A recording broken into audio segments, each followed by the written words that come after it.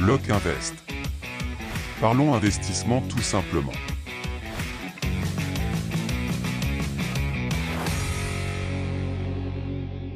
À 14 ans, Simon n'est pas un élève de 3e comme les autres. Il est aussi un chef d'entreprise.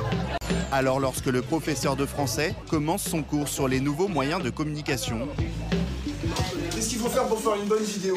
Simon ne tarde pas à lever la main.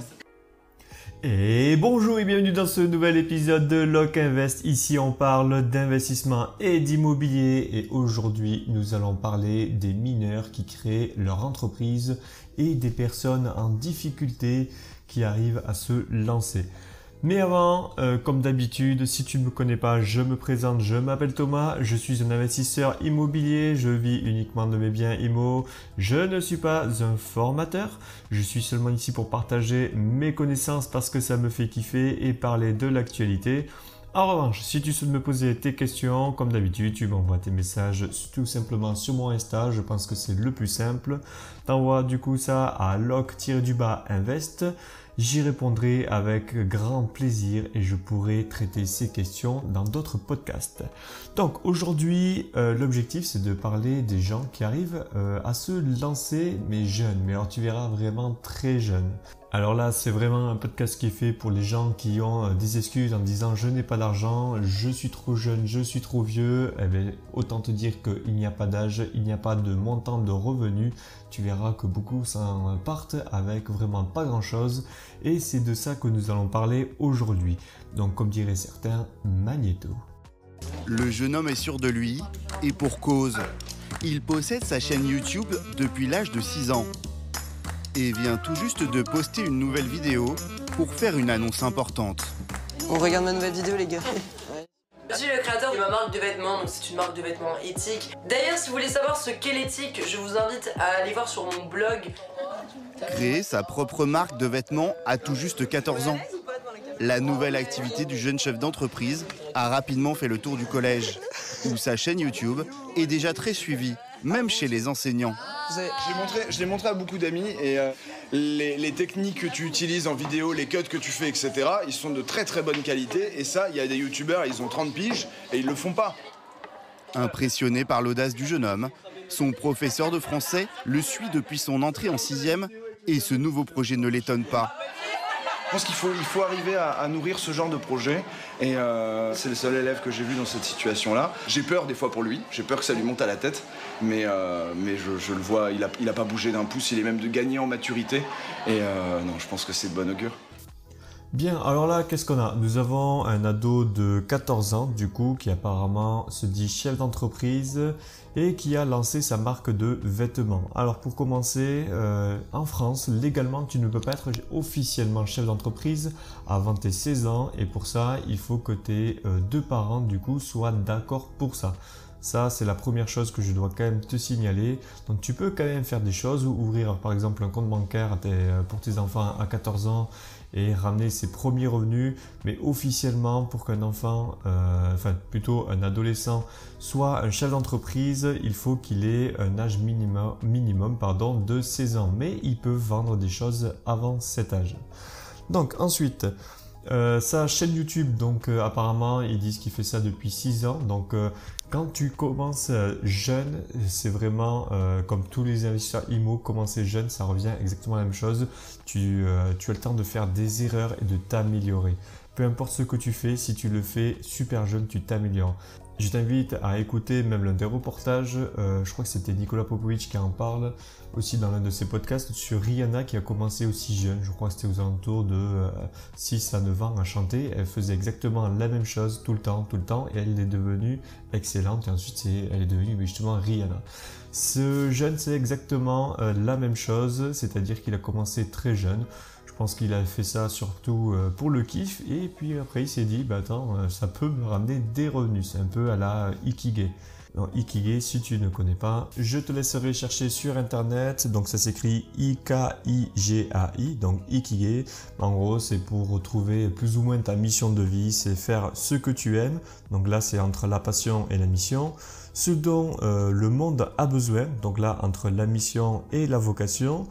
Ce pourquoi tu peux être payé, donc là c'est entre vocation et profession. Et pour finir, pour terminer le dernier cercle, c'est ce dans quoi tu es bon. Voilà, donc ça c'est entre la passion et la profession. Donc ce jeune a commencé très tôt. Il s'est amélioré à mon avis très vite. De toute façon, c'est quand tu es jeune que tu apprends le plus de choses et le plus rapidement. C'est pas pour rien que les bébés sont des éponges. Mais bon, bref, là je m'éloigne un peu du sujet. Donc ils nous disent qu'il est chef d'entreprise à 14 ans. Donc en réalité, il a commencé à l'âge de 13 ans. J'ai retrouvé un peu ses antécédents donc sur internet. Il y a déjà des reportages sur lui, comme quoi il a commencé à lancer ses entreprises à l'âge de 13 ans. Donc si tu ne cherches sa chaîne YouTube, elle n'existe plus aujourd'hui. Et malheureusement, ses activités, je te donne en mille, je n'arrive pas à les retrouver sur internet. Donc je n'arrive pas à retrouver, en tout cas, ses sociétés actuelles, mais je pense que c'est quelqu'un qui risque plus tard, alors même s'il finit, s'il est salarié aujourd'hui, qui risque quand même de finir en tant que chef d'entreprise s'il a le mordant pour ça. Donc, et à la fin de la vidéo, tu peux entendre son professeur qui dit qu'il a peur pour lui, qu'il devienne comme ci, qu'il devienne comme ça, et ça c'est tout à fait normal. Tout ton entourage, quand tu construis une société, même moi j'ai pu y faire face, tu as ta famille souvent qui va dire ah non j'ai peur que ça marche pas pour toi et tout ça, et souvent ce sont ces personnes là qui sont des mauvaises conseillères. Donc un petit conseil que je te donne, si tu dois t'entourer de bonnes personnes, entoure-toi des gens qui ont déjà réussi à monter des sociétés et écoute seulement d'une oreille, je dirais, les membres de ta famille ou de tes amis qui risquent de rejeter leur peur sur toi et du coup de te rendre encore plus anxieux. Mais bon, je pense que commencer aussi jeune, c'est quand même une très bonne chose. Et maintenant, passons à la suite du reportage. Fini le temps du passe ton bac d'abord. Les chefs d'entreprise en culotte courte n'ont plus peur de se lancer dans les affaires avant même d'avoir terminé leurs études. Selon un sondage IFOP de juin dernier, la moitié des 16-25 ans rêvent de devenir patron. Pour démarrer un business, il suffit d'un simple ordinateur, d'une idée originale et d'une bonne dose de culot. Qu'est-ce qui fait rêver, c'est Bill Gates ou c'est Steve Jobs en herbe? Enquête sur cette génération start-up qui n'a pas peur de brûler les étapes. C'est ici, dans l'entrepôt de ses parents, propriétaire d'un magasin de déco, que Simon travaille depuis 1 an sur son projet. Tous ces modèles, Simon les a choisis chez un fabricant en Belgique, avec pour impératif que tout soit écolo, coton bio et colorant naturel. Les jeunes filles sont conquises et aimeraient bien repartir avec un t-shirt. Mais Simon n'est pas satisfait des finitions et notamment du logo. Malgré son jeune âge, il ne se démonte pas et appelle immédiatement son fournisseur. Il y a le t-shirt en gris chiné. Le logo, j'avais mis la taille dessus et en fait, c'est 2 fois la taille que j'ai demandé. 2 fois la taille. Mais je vais t'expliquer ce qu'il faut que tu fasses. Il faut que tu fasses ce qu'on appelle un book avec une photo de tout ce que tous tes articles sur papier. Et comme ça, à chaque fois que tu donnes un truc, tu donnes avec et on a l'image, la taille, on a tout. Quoi. Alors je ferai ça. Simon ne laisse rien passer. À 15 € le t-shirt et 45 € le sweat, il faut que tout soit parfait. Donc lui, directement, il l'embêtait, directement, il me donne un conseil pour les prochaines fois. Et ça, c'est ce que je veux, c'est ce que j'aime beaucoup. C'est voilà, lui, je lui dis, ça va pas, ce qui vient de chez toi. Et lui, il me dit, ben, la prochaine fois, tu me feras ça et ça ira mieux. Bien, là déjà, qu'est-ce que l'on a appris? Donc pour commencer, tu peux voir que aujourd'hui, au 21e siècle, il n'a jamais été aussi facile d'ouvrir une entreprise. Comme ils disent, un simple ordinateur, une idée, mais bon. Bien sûr, dans le reportage, ils oublient qu'il y a quand même beaucoup de choses à faire à côté et le passage à l'action est, selon moi, le plus important. Ensuite, tu te rends compte qu'il passe par l'entrepôt de ses parents. Ça, je pense que c'est l'un des gros avantages qu'il avait, que tout le monde n'a pas, c'est d'avoir un entrepôt à sa disposition et que ses parents, du coup, eux aussi sont dans le textile. Donc, je pense qu'il a dû utiliser le réseau. Donc, eux, ils sont pas loin de Lille, ils sont un peu au nord et du coup, ils sont au niveau de la frontière entre la Belgique et la France. Ce qui fait que les personnes qu'il a appelées, du coup, qui sont en Belgique et qui construisent les t-shirts, sont, à mon avis, font déjà partie du réseau des parents. Donc ça, je pense que c'est peut-être pas la vocation de cet ado à la base de faire des vêtements, mais il a vu que ses parents, ça fonctionnait, il s'est dit pourquoi pas lui. Enfin, je pense qu'il y a de grandes chances que ce soit passé comme ça. Un autre avantage qu'il a, c'est que, étant donné qu'il est jeune, il est beaucoup plus créatif. Il n'a pas été encore formaté par l'école.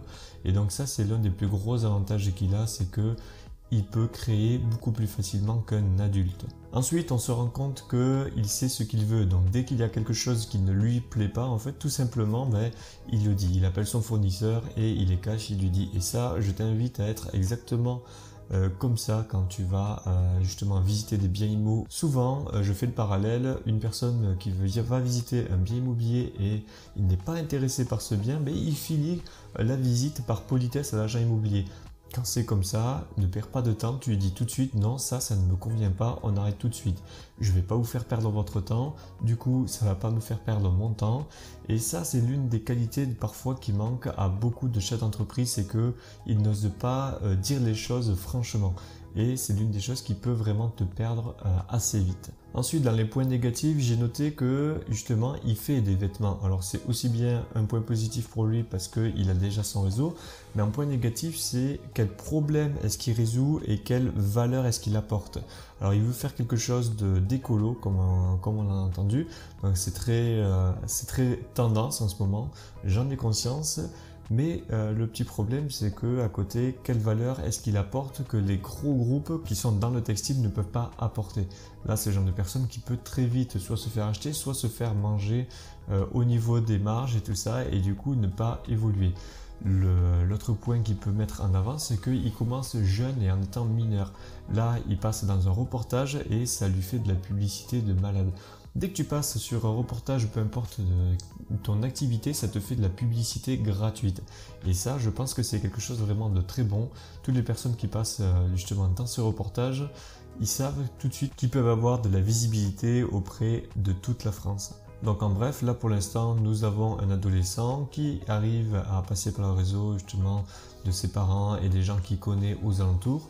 Il est soutenu par ses parents, donc ça c'est vraiment une chose, un gros point positif qu'il a. Et dans les points négatifs, je noterai quelle valeur supplémentaire est-ce qu'il apporte dans ce monde. Je suis différent parce que j'ai pas les mêmes priorités que chacun. Il y en a, ça va être leur priorité, ça va être de sortir avec leurs amis, Moi non, ma priorité c'est que cette chose marche. Ça pour moi c'est mon enfant, c'est vraiment le truc que j'ai réussi à monter et que je veux garder le plus longtemps possible. Sa marque est déjà disponible sur le net. Il espère que sa toute première collection va marcher. À Ronques, dans le nord de la France, Simon fait valider tous ses choix de jeune entrepreneur à sa famille. Il est sympa. Ah, celui-là, il est joli. Mais celui-là, il est bien et même pour notre communication, il peut être bien. En termes sur les réseaux sociaux, comme image, ça sort bien. Et tu sais, tu pourrais le mettre avec une petite ficelle et cartonner. Ouais, ça c'est sur notre étiquette américaine. Ouais, ça pourrait être sympa ça. Ouais. Si le jeune patron supervise tout, il y a un domaine qu'il ne maîtrise pas et où il a besoin de l'aide de papa. Bon, la compta, c'est pas le fort de Simon. On a pris un rendez-vous avec la banque, on a ouvert un compte et on a une carte maintenant. On a mis le capital, donc 1500 €. Ah ouais. Et puis on a une carte bleue, donc les choses sont vraiment très simples. Et elle est où ta carte alors? Oh, c'est maman qui l'a. La législation ne permet pas à un mineur de gérer seul son entreprise. C'est donc sous la tutelle de ses parents qu'il fait ses affaires. Et il peut aussi compter sur eux pour ses rendez-vous professionnels. Si j'y allais tout seul, je pense qu'on prendrait ça pour une blague. Alors qu'en réalité, quand je suis avec mon père ou ma mère, non, ils prennent pas du tout ça pour une blague et ils voient que c'est sérieux et du coup ça m'aide à avancer. Simon gère tout de A à Z et en fait tous les contacts, c'est lui qui les a créés. À aucun moment j'interviens dans son business, je suis un assistant. Donc vous êtes taxi aujourd'hui? Aujourd'hui, je fais taxi, entre autres, oui. Cet après-midi, Simon a rendez-vous avec son imprimeur pour que le logo qu'il a imaginé soit sur tous ses nouveaux t-shirts. Voilà Simon, la planche à l'époque, nouveau logo. On est tiré. Donc ça, c'est la nouvelle collection là? Ouais. C'est sympa, hein. En fait, avant, on n'intégrait pas forcément une étiquette. Maintenant, elles sont partout. C'est surtout son identification de marque qui lui permet d'être, on va dire, professionnel. Ce jour-là, c'est plus d'une centaine de t-shirts que l'artisan doit imprimer. Simon, c'était quelque chose de carré. on savait où il voulait aller, il y avait déjà, c'était énorme d'ailleurs à son âge, de voir tout ce qu'il y avait déjà prévu, pensé, tout ça. Donc on a envie de l'aider. Et une fois que sa marque va démarrer, c'est même pas lui qui va décider des produits qui vont fonctionner, c'est la clientèle. Et une fois que la clientèle aura choisi, ça va partir. Et ça marche. Depuis son lancement, les commandes affluent sur son site. Simon expédie 15 à 20 colis par semaine. Et ce jeune patron est bien décidé à faire progresser sa petite entreprise, tout en continuant ses études, pour décrocher son bac dans 3 ans. Bien, pour commencer, on voit tout de suite que ce fameux Simon, c'est un travailleur. Au lieu d'aller à la fin de l'école s'amuser ou à la fin des cours dans le reportage, en tout cas, on le voit partir directement à l'entrepôt et travailler sur son entreprise. Ensuite, je me suis peut-être trompé parce que son père dit à ce moment-là, c'est lui qui s'est fait tous ses contacts. Alors, est-ce que c'est vrai? Est-ce qu'il n'a pas quand même aidé? Je pense qu'il a dû l'aider quand même sur certaines choses. Mais c'est possible que justement il n'utilise pas forcément le même réseau que ses parents au niveau du textile. Ensuite, comme je te disais, tu n'as pas le droit de créer ton entreprise si tu n'as pas 16 ans. Là on voit qu'il est sous la tutelle de ses parents et qu'en plus de ça, ils ont ouvert un compte bancaire avec 1500 € dessus, une carte, et ce qui fait qu'il gère son argent. Donc c'est un peu un coup double pour les parents, ça évite d'un côté de payer des études et de l'autre côté, au lieu de payer des études, il lui donne de l'argent avec laquelle il peut développer son entreprise, donc je trouve que c'est très bien. Ensuite, nous le voyons partir chez son fournisseur et bon, évidemment, il part avec son père parce qu'à 14 ans, tu n'as pas le permis auto, mais il faut savoir que toi, même à 20 ans, si tu veux acheter des biens immobiliers, on ne te prendra pas au sérieux. Et comme il le dit, si j'étais parti tout seul, qui c'est qui m'aurait pris au sérieux? Évidemment, tu vas voir directement un fournisseur, tu lui dis t'as fait-moi des t-shirts, tu lui dis bon t'es bien mignon mais ils sont où tes parents? Et là c'est exactement dans cette situation où on est, c'est que tu ne peux pas mesurer la maturité d'une personne. Je pense quand même qu'il est très mature pour son âge. Bon, bien sûr, il a toujours beaucoup de choses à apprendre, mais bon, ça c'est à n'importe quel âge. Mais tu te rends compte que tu as toujours des personnes qui sont là pour t'aider. Tu vois que le fournisseur, il est de très bonne volonté et que justement, le voir quelqu'un d'aussi jeune, ça l'aide à progresser. Et pareil, quand tu vas vouloir investir, tu vas des fois tomber directement sur des propriétaires qui vont se dire, qui vont voir ton énergie et suivant ton énergie, ils voudront t'aider. Et ça aussi bien du coup des fournisseurs que des banques, que des partenaires, etc. Bien, maintenant partons voir un deuxième cas d'adolescent qui a monté son entreprise. À Paris, un autre adolescent s'est lancé tout jeune dans le monde des affaires. Philéo a 16 ans et depuis 3 ans, il conçoit des pièces détachées de trottinettes. Tu vas bien, ça va? Tranquille. Ça va. Des pièces vendues dans les magasins spécialisés comme celui-ci. Ça, c'est les roues que j'ai créées maintenant 2 ans quasiment. J'ai développé ça.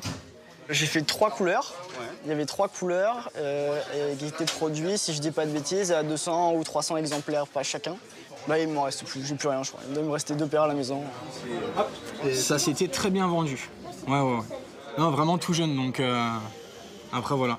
Il a su s'implanter dans un truc où il avait sa place, quoi. Les stocks se font rares, car les produits de Philéo s'arrachent et sont bien connus des initiés. Bah bientôt, hein. Bah ouais, et de toute façon, je te passe une commande dans pas longtemps. Ouais. Ok, allez, à plus. Allez, ciao. Mais en grandissant, sa passion pour la trottinette est un peu passée. Désormais, ce sont d'autres créations qui font rêver le garçon. Philéo est persuadé qu'il y a un créneau à prendre dans l'univers du luxe et que cela pourrait lui rapporter gros. Pour se lancer dans le très haut de gamme, il a quitté le parcours scolaire classique en seconde et souhaite intégrer cette école supérieure privée, spécialisée dans le marketing de la mode et du luxe.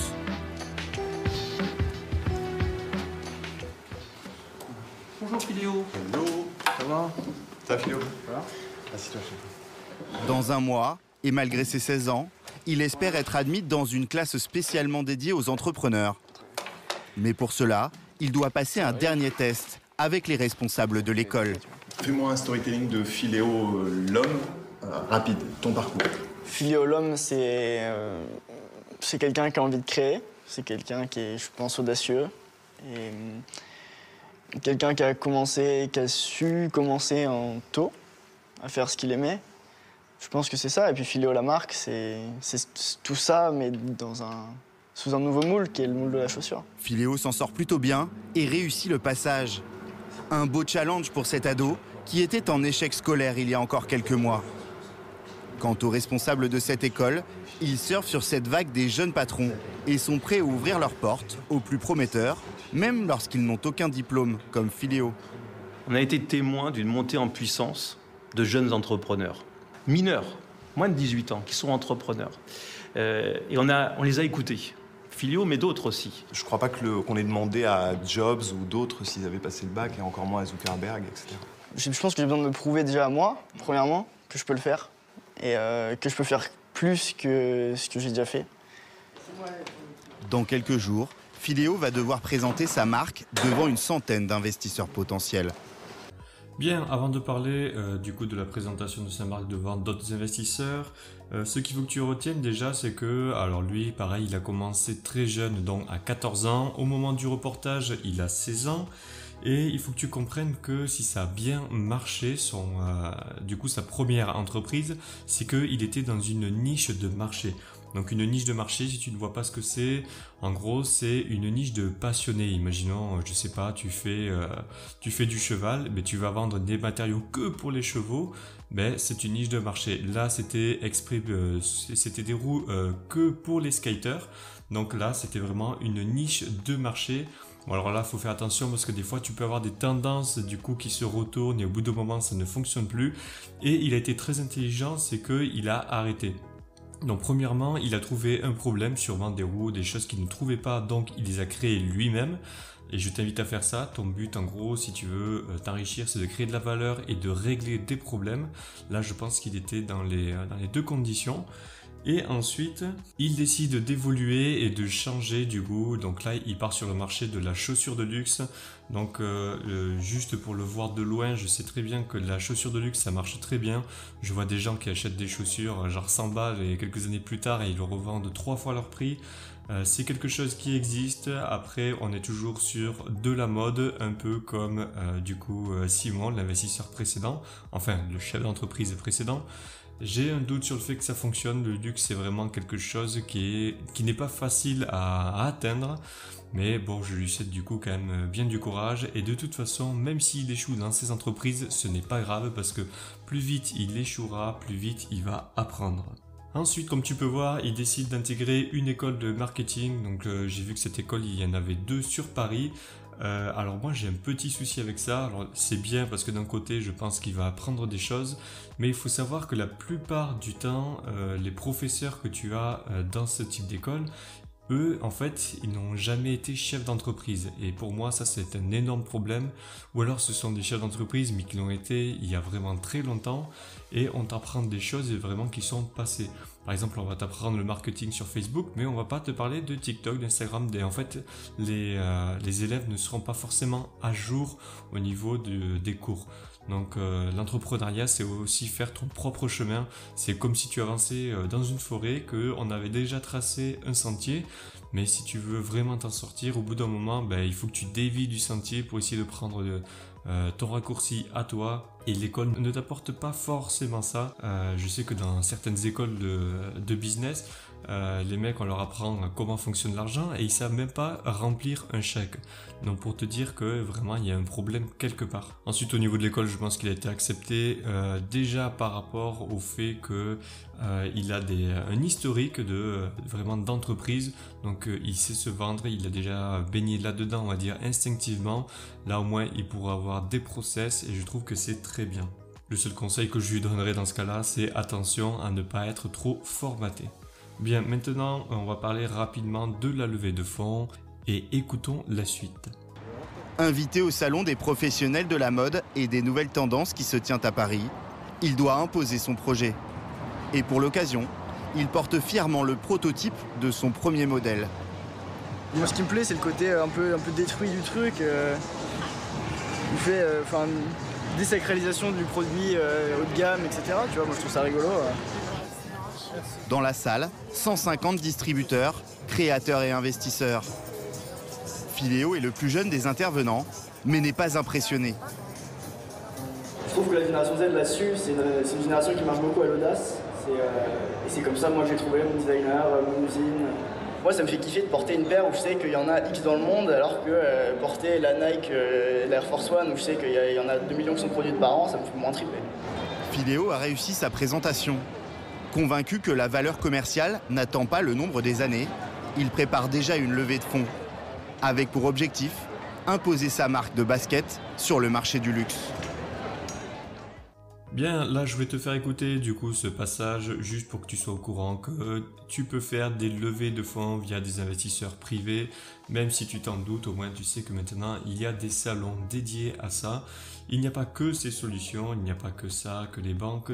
Tu peux aller voir même des investisseurs directement qui tout seuls ont des gros fonds et du coup qui sont spécialisés dans les business angels. Mais bon, je te laisse faire tes recherches là-dessus. Donc là, le point commun que nous avons du coup entre ces deux études de cas, c'est que au-delà du fait que ce soit deux adolescents, ils avaient le soutien, on va dire, de la famille.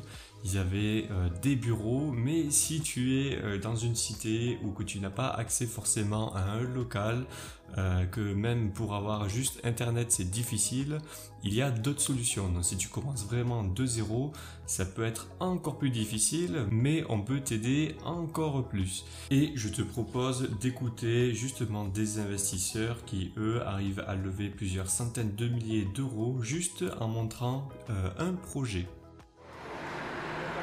Dans une vie, il y a toujours des matins plus importants que d'autres. Et aujourd'hui, justement, pour Moussa Traoré, c'est un grand jour. Alors il n'a rien laissé au hasard. Vous avez déjà préparé votre costume ? Disons que j'en ai mis deux de côté. Et j'hésitais en fait entre le marron ou noir, en fait, resté classique. Les costumes en général, ce n'est pas trop son truc. Moussa a plutôt l'habitude des jeans et des vestes branchées. Mais s'il se donne autant de mal, c'est que dans quelques heures, il doit faire très bonne impression. Et après 20 minutes de repassage, voici le résultat. Il a presque le look d'un businessman, à un détail près. Et là, qu'est-ce que vous allez faire? Alors là, je vais enlever ma boucle d'oreille. Pourquoi? Je pense encore une fois que c'est important pour le sérieux. On pourrait croire que Moussa fait tous ses efforts pour réussir un entretien d'embauche, mais il n'en est rien. En fait, le jeune homme a décidé de créer sa propre entreprise. Et aujourd'hui, il va tenter de décrocher un prêt pour se lancer. Et monter sa boîte, c'est son rêve depuis des années. C'est aussi celui de Dimitri, son ami d'enfance. C'est parti, hein. Je vais faire ton texte. Ils ont 27 ans et sont associés. Ce projet est crucial pour eux, car ils ont tous les deux grandi dans une cité de Seine-Saint-Denis. Et ce qu'ils veulent, c'est une vie différente de celle qu'on leur promet en banlieue. Quand on est dans les quartiers, les gens qui sont autour de nous, ils sont femmes de ménage, ils font de la sécurité, d'autres travaillent dans les usines. Donc après, c'est un peu compliqué quand même de... Je dirais que c'est plus difficile, mais c'est possible. Penser que c'est possible, ça sonne comme un slogan politique. Mais pour se lancer lorsqu'on vient d'une cité, c'est indispensable. Bien, alors là, qu'est-ce que nous avons? Donc un peu à contre-courant de ce que nous avons vu tout à l'heure, nous avons des personnes, mais qui, elles, n'ont alors encore moins de moyens que les adolescents que nous avons vus avant, parce que là, évidemment, on ne parle pas de la famille ni rien. Nous sommes dans une cité qui a mauvaise réputation. C'est d'ailleurs aussi pour ça que ces gens-là ont du mal à trouver un emploi, et le meilleur moyen pour eux, c'est soit... Bon, il faut pas se le cacher, c'est soit la délinquance, soit ils se mettent à devenir chefs d'entreprise, et je pense que c'est quand même un espoir de voir qu'il y a des gens quand même qui sont prêts à devenir chefs d'entreprise et à évoluer là-dedans en partant vraiment de zéro. Donc là, ces personnes partent vraiment de rien du tout. Pour avoir déjà patrouillé personnellement dans ces cités, je sais qu'elles ont vraiment une très mauvaise réputation. Mais au-delà de ça, pour commencer, tu peux voir qu'il se change et qu'il s'habille vraiment très bien. Donc là, tu ne peux pas le voir, mais tu l'entends. Tu sais qu'il enlève vraiment jusqu'à la boucle d'oreille, qu'il se met un costard. Alors quand on te dit que l'habit ne fait pas le moine, déjà tu peux déjà oublier. Je t'assure que quand tu vas avoir une banque en costard ou en short, le regard du banquier n'est pas du tout la même sur toi. Donc je t'invite à faire ça, même quand tu vas voir des personnes, que tu veux discuter avec quelqu'un. Si tu mets rien qu'un costard, ça n'a rien à voir. Pour la petite anecdote, je suis même rentré dans des bâtiments auxquels je n'aurais jamais dû avoir accès, juste parce que j'avais un costard. Donc en fait, les personnes m'ont pris pour quelqu'un d'autre. Mais bon, ça je te le raconterai une autre fois. Donc si on te dit l'habit ne fait pas le moine, tu oublies tout de suite. Mets-toi sur ton 31, surtout si tu dois demander des financements. Donc là, nous allons tout de suite voir comment est-ce que ça se passe pour lui quand il va demander des aides. Alors là, il n'a pas réussi à avoir son prêt bancaire. Qu'est-ce qu'il fait? Il va demander des aides publiques. Donc là, je te laisse écouter et on en reparle tout de suite après. Convaincre les banques de leur prêter de l'argent, c'est justement le problème de Moussa et Dimitri, qui attendent toujours avant leur fameux rendez-vous. Voilà, on vous propose de nous rejoindre. D'accord. Pour monter leur entreprise, ils doivent trouver plus de 300 000 €. Et les banques sont très frileuses quand on a besoin d'une telle somme, et qui plus est, quand on arrive de banlieue. Elles ont donc refusé de s'engager. Bonjour. Voilà pourquoi les deux associés espèrent bénéficier d'une aide de l'État pour amorcer la pompe et encourager les banques à suivre. Pour l'obtenir, ils doivent d'abord convaincre ce jury. Des chefs d'entreprise de Seine-Saint-Denis. Ils sélectionnent une quinzaine de projets par an et ils peuvent débloquer 60 000 € d'aide publique. Donc on va vous laisser 10 minutes la parole pour présenter votre projet. Et ensuite on aura 20 minutes de questions-réponses. Le projet de Moussa et Dimitri, monter un complexe de football en salle comme celui-ci. 6 terrains à disposition du public qui louerait entre 60 et 80 € de l'heure. C'est pas comme un club de foot où on vient le lundi, le mercredi et le vendredi, entre 18h et 19h30, un match le dimanche. Non, là, on vient quand on veut, on joue pendant 1 heure, on déstresse et on rentre chez nous. Les deux associés ont monté un dossier très complet sur lequel ils travaillent depuis des mois, avec un business plan détaillé et très optimiste. Ils espèrent dégager plus de 600 000 € de bénéfices dès 2012. C'est énorme, mais ils misent sur de très bons taux de remplissage. Le jury est un peu sceptique, mais eux se fondent d'abord sur leur propre expérience.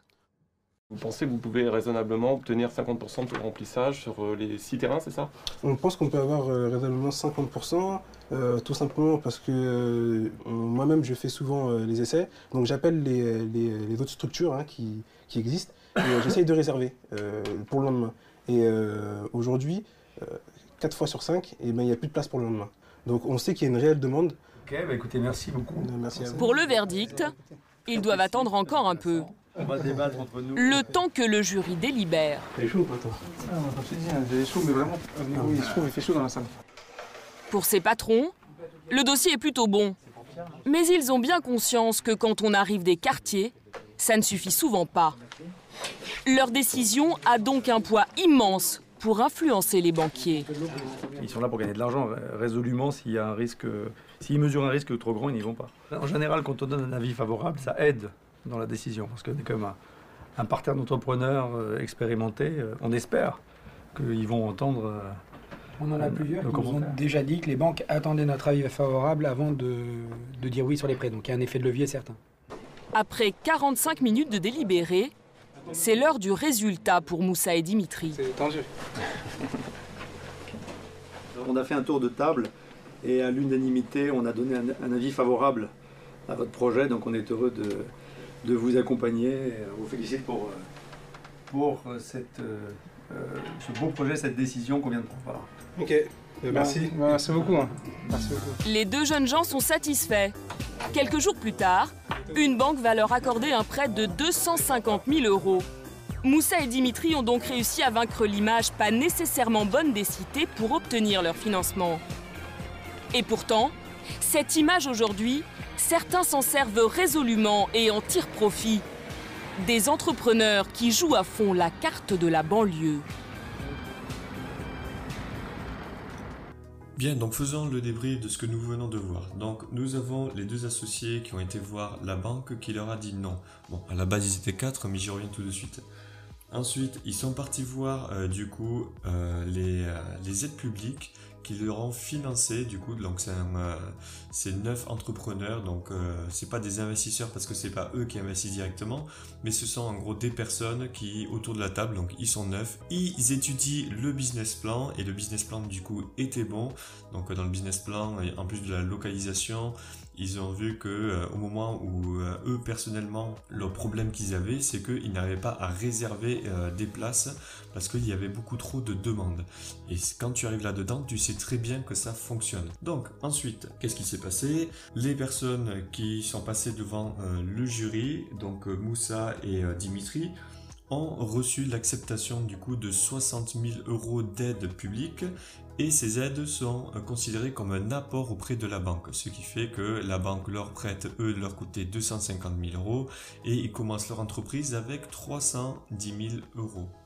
Là où il y a eu un petit problème, c'est que, comme je t'ai dit, à la base, ils étaient 4. Donc d'un côté, nous avons Moussa Traoré et Dimitri Yomi, et de l'autre côté, 2 autres amis d'enfance, qui étaient Idrissa Diarra et Wilfried Hachi. Donc ces 4 jeunes gens avaient fait du coup le business plan ensemble. Donc je pense que ça s'est passé comme ça, ils ont dû demander à la banque les a refusés.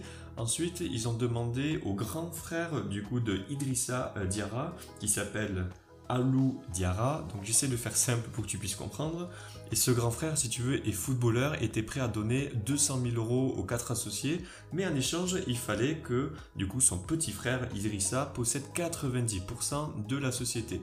C'est là, du coup, pour la question financière qu'ils se sont séparés, du coup, Moussa et Dimitri de leur côté et les 2 autres associés de l'autre.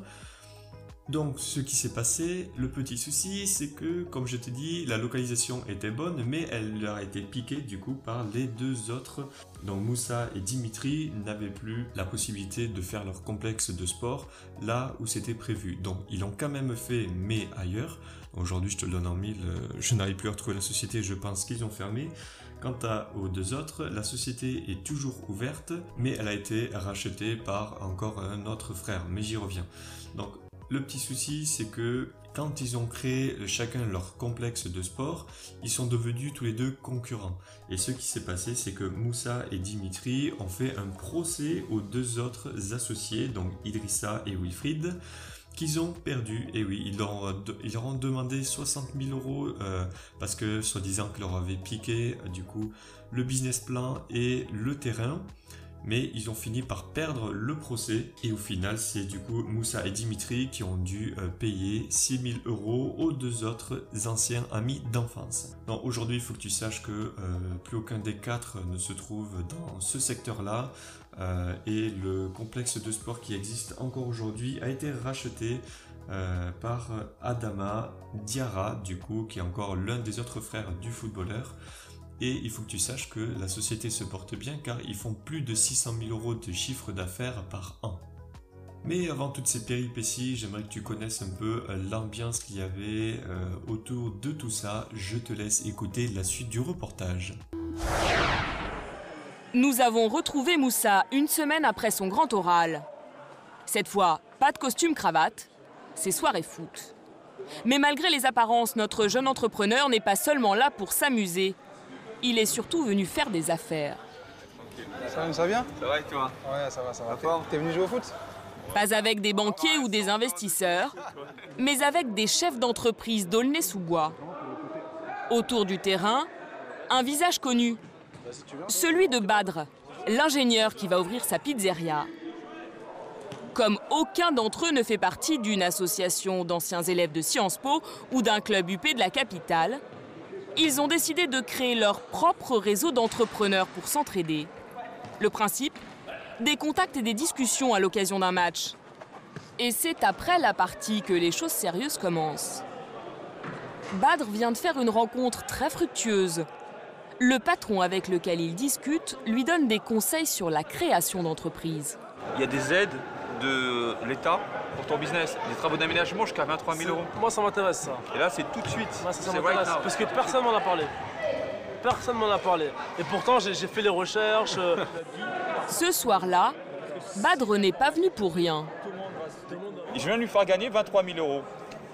2 minutes d'échange, 23 000 €. Alors, 1 heure d'échange. C'est super rentable. Ah, c'est clair. Moussa, lui aussi, est venu chercher des conseils. Souvenez-vous, il veut ouvrir un complexe de foot comme celui-ci. Alors il approche le propriétaire de la salle.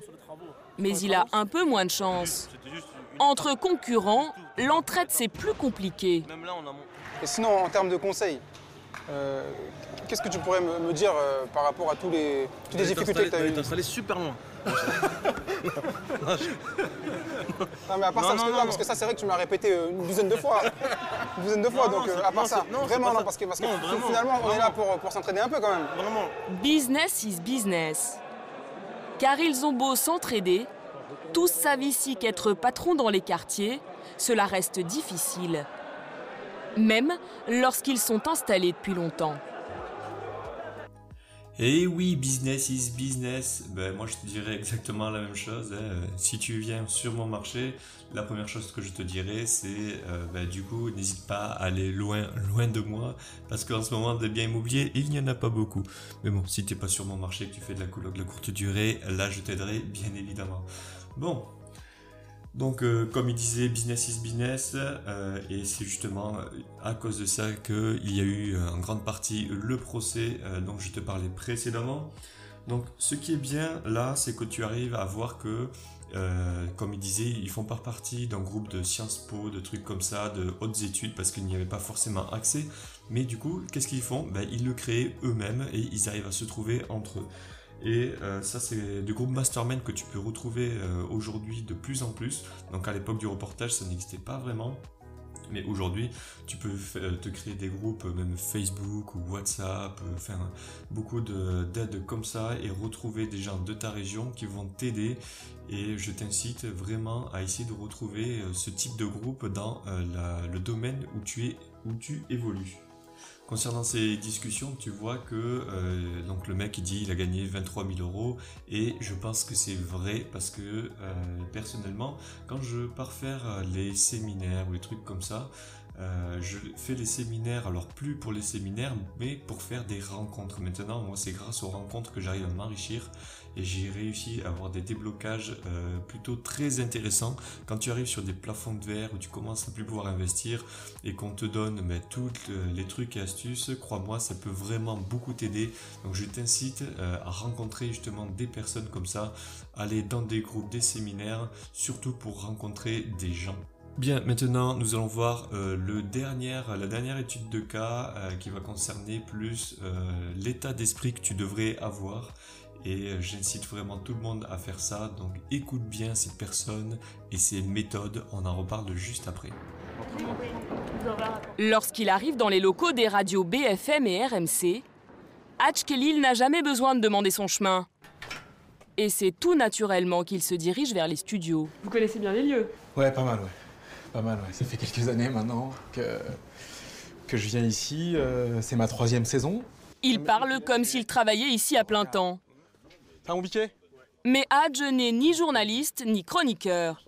C'est un jeune entrepreneur et c'est à ce titre qu'il intervient régulièrement dans cette émission économique. Il est là pour parler de son business, le commerce des dattes qu'il exporte de l'Algérie vers de nombreux pays. Je me tourne maintenant vers Hadj Khelil. Bonjour Hadj. Bonjour les gars. Bienvenue. Alors, quelle est l'actualité d'Hadj Khelil? Bah écoutez, cette semaine, notre grosse actu, c'est un gros deal sur la Malaisie. Mais s'il est invité dans cette émission, c'est surtout que Hadj Khelil est un jeune patron des banlieues qui a le vent en poupe et beaucoup de bagou. La façon dont les marques... J'ai envie de faire une sale blague, mais je crois que c'est le téléphone arabe. Hein. Hadj a compris une chose essentielle. Venir très souvent sur une radio, c'est une manière de faire parler de lui et de rencontrer des gens. D'ailleurs, il ne rate jamais une occasion de faire sa promo quand il tombe sur des décideurs. Par exemple, il vient de repérer dans le studio d'à côté Pierre Moscovici, un député socialiste. Ça lui donne immédiatement une idée. Il m'est sympathique, donc je lui claque la bise et j'y vais. Hein. Vous le connaissiez? Non, mais je vais l'aborder. Ça vous gêne pas? Moscou? Sympa comme il est? Non, pas une seconde. Vous faites souvent ça? Toujours. Vous vous rendez compte si passer aussi près de gens comme ça et pas en profiter? Ce serait dommage. Et le temps d'attendre que le député termine, il en profite pour entamer une discussion avec une chef d'entreprise invitée d'une autre émission. Sophie de Menton, comment je... En plus, une carte comme ça, j'aime bien. Je vous appelle. D'accord. Merci Sophie. Il écourte la conversation, car il a vu que le député venait de sortir du studio. Et il n'hésite pas à foncer sur lui. Sophie Dubez, un certain place. Pardon, bonjour. Bonjour monsieur. Hadj-Khelil. Ça va bien? Ça va? Je suis ravi de faire votre connaissance. Enchanté. Ouais, j'aime bien ce que vous faites. Ça va. Je suis entrepreneur, moi. Ouais, on y gère. Quelques secondes lui ont suffi pour se présenter et pour récupérer 2 cartes qui pourront lui servir. Ouais. J'ai votre portable, je vous appelle. Okay. À bientôt. À bientôt. Chaque fois qu'il peut, il met en avant son business, sa réussite et son parcours d'entrepreneur de banlieue qui a grandi en Seine-Saint-Denis. Pour lui, c'est un atout. Depuis qu'il est chef d'entreprise, Hadj ne cesse de surfer sur cette image. Il aime à s'afficher comme un patron des quartiers qui en veut. En 2002, après une école de commerce et un passage dans les salles de marché à Londres, Hadj-Khelil se lance dans le commerce des dattes bio entre l'Algérie et la France. Aujourd'hui, il en vend 50 tonnes par an, exporte dans 3 pays et sa société réalise 50 000 € de bénéfices chaque année. Il a compris tous les avantages qu'il pouvait tirer d'être installé en banlieue et le premier d'entre eux est assez inattendu. Son siège se trouve ici, en plein cœur de la cité des 3000, à Aulnay-sous-Bois. Dans un hôtel d'activité pas très glamour, mais qui a l'avantage d'être situé sur une zone franche. Un endroit où l'État, pour favoriser l'activité économique, accorde des avantages aux entreprises. Et non des moindres. Bonjour Sabrina.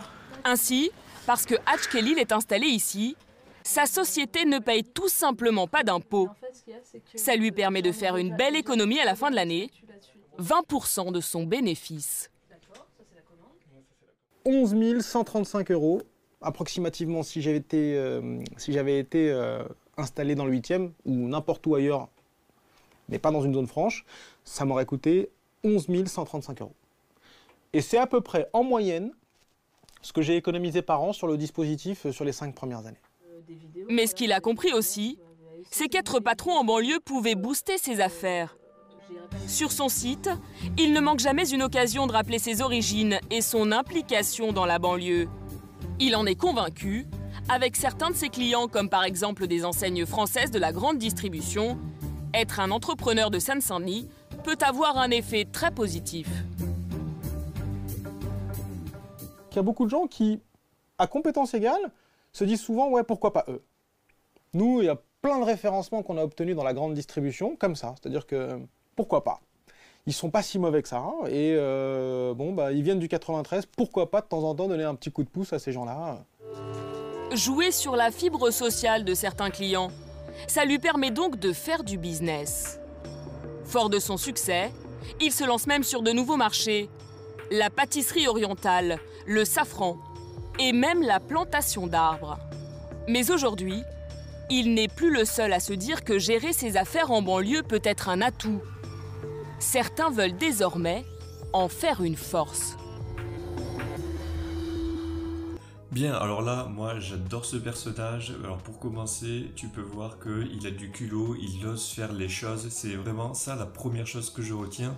Et c'est ça aussi qui fait l'une de ses plus grandes forces. Donc pour commencer, tu vois qu'il est sur BFM et il se fait de la pub gratuitement.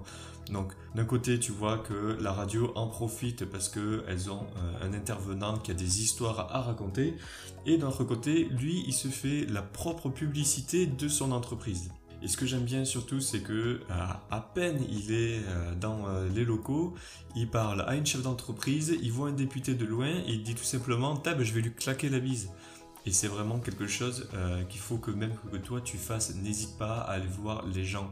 Plus tu parles à deux personnes, mieux ce sera. Donc surtout si tu croises un député, là dans ce cas-là, tu vois qu'il arrive à récupérer un numéro de téléphone portable.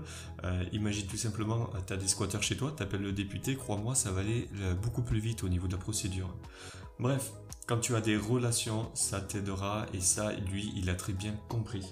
Ensuite, sa plus grande force, lui, c'est que justement, il est en banlieue. Donc, pour lui, normalement, c'est censé être sa plus grande faiblesse et il en fait sa plus grande force. À l'inverse de l'ancien podcast où j'étais parlé du chef d'entreprise qui ne faisait que des logements sociaux, c'était sa plus grande force, mais c'était grâce à une loi de 2001 et maintenant, c'est aussi sa plus grande faiblesse parce que si cette loi change, il peut du coup perdre beaucoup au niveau de son business parce que il a fait son business plan seulement autour de ça. Mais bon, bref, si tu n'as pas écouté le podcast, je t'invite à l'écouter. Bien, donc revenons à nos moutons. Être en banlieue, c'est censé être ta plus grande faiblesse, mais là, dans ce cas-là, c'est ta plus grande force. En effet, il ne paye pas d'impôts et comme il dit, il a réussi à faire 20% de son chiffre d'affaires. Enfin non, c'est même pas de son chiffre d'affaires, de son bénéfice là-dessus. Et ce sont des personnes qui ont du coup une histoire à raconter. Il n'hésite pas à parler à tout le monde. Il a compris comment le système fonctionnait et moi, je l'encourage justement, mais du coup, à continuer. À l'image de Cdiscount, c'est un chef d'entreprise qui a commencé en banlieue et il a tout simplement décidé qu'il allait rester en place. Donc peut-être que je me trompe, que ce n'est pas Cdiscount, mais il me semble que c'est eux à côté du Stade de France et le chef d'entreprise a décidé de rester sur place pour dire regardez, j'ai réussi ici, du coup pour les remercier je vais rester là. Bien, nous arrivons à la fin de ce podcast, donc il faut que tu saches que ce reportage était un peu plus long. Après, nous voyons un autre chef d'entreprise qui est déjà implanté, mais bon, son business model n'était pas bien, il avait du mal à embaucher. Donc bon, il n'y avait vraiment pas grand-chose à en tirer, à part les quelques erreurs qu'il a faites. Mais si tu souhaites voir le reportage, donc c'est un vieux reportage qui se trouve sur YouTube, j'ai confiance, tu trouveras. Donc si tu as des questions à me poser, n'hésite pas à me les poser sur mon Instagram du coup Alok Invest. Nous arrivons à la fin de cette émission, avant la conclusion de ces études de cas. Il faut que tu saches que l'émission était un peu plus longue, donc juste après, il n'y avait pas grand chose à prendre. Nous voyons une entreprise de marketing qui était déjà montée, mais qui était en banlieue. Et là, la localisation était vraiment très mauvaise parce qu'on voyait qu'ils essayaient d'embaucher des personnes et qu'au final, ils n'y arrivaient pas. Même les personnes qui avaient de l'expérience et qui venaient postuler à cet emploi avaient du mal à trouver où se trouvait l'entreprise. Donc quand tu es dans le marketing, normalement, tu n'es pas censé être difficilement trouvable. Donc je n'ai pas fait de recherche sur cette entreprise, je t'avoue. Bon, à mon avis, ils sont fermés depuis. Mais la conclusion de toutes ces études de cas, c'est que tu n'as aucune excuse. Alors il y a des gens qui disent je n'ai pas assez d'argent, je suis trop pauvre, je suis trop jeune. Là déjà toutes ces excuses tu peux déjà les oublier après avoir écouté ce podcast. Quand tu vois que tu as des gens qui ont 14 ans, d'autres qui sont en banlieue, qui n'ont pas d'argent, un bon business plan et tu peux te faire financer des centaines de milliers d'euros. Donc garde-le en tête, il n'y a pas que les banques, même si en tant qu'investisseur immobilier c'est la première chose que l'on va voir, c'est les banques. Si tu es chef d'entreprise, je ne connais pas ton domaine d'activité, tu peux aller voir d'autres personnes qui vont te financer. Alors soit ça peut être des amis, de la famille, des business angels, du coworking ou carrément l'État. Bien, ce podcast est enfin terminé. Je te dis au revoir et à la prochaine. N'hésite pas à me poser tes questions sur mon Instagram, ce sera encore le mieux. Donc loc-invest- et je te dis à la prochaine dans une prochaine émission. Salut! Merci d'avoir écouté ce podcast. Si cela vous a plu, n'hésitez pas à le partager. Pour participer au podcast, envoyez vos questions sur Instagram, @LocInvest.